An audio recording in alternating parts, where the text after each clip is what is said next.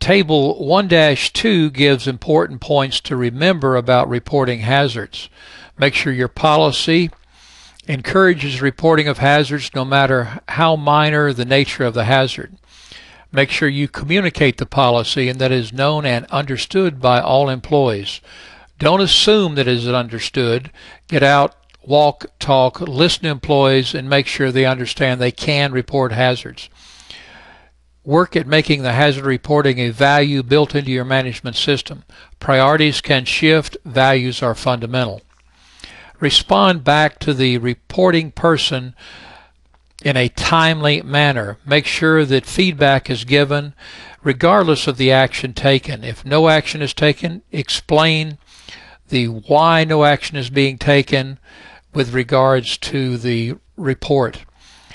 Track all hazard prevention activities to completion. Keep a good documentation on what has been achieved and what is in process. Use the information that you collect to revise any current job hazard analysis and update your hazard inventory and improve the hazard inventory and recognition program. Action planning can consist of project management tools that may already exist in your organization. Spreadsheets, Microsoft project management, and other tools may be out there you can tap into.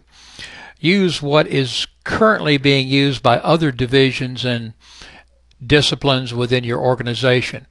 You must have action planning because this keeps the management team informed of what you are doing and the corrective actions that they have authorized you to take.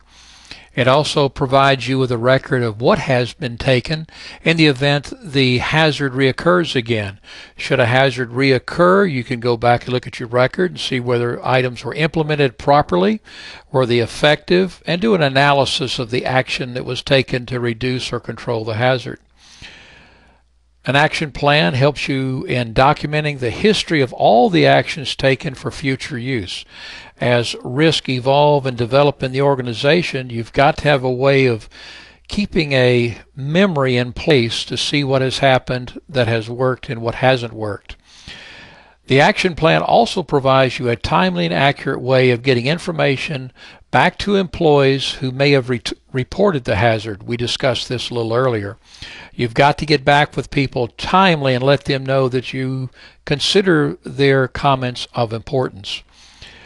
The action plan also allows you to establish alternative controls to be used until a problem can be resolved. Hazards may involve capital expenses over and beyond what is currently being budgeted, and the action planning helps you devise alternatives until the capital can be found to resolve the situation. Be sure to review the various appendix at the end of Chapter 1. Appendix A gives you sample guidance in the writing of a policy statement. Appendix B has various forms that can be modified for your organization so that employees can have a method of reporting hazards. Appendix C is a basic overview of action planning. Again, I would emphasize the use of whatever project management tools are already in use within your organization. Appendix D touches briefly on codes of safe work practice. These are essentially rules and protocols that should be considered for your organization.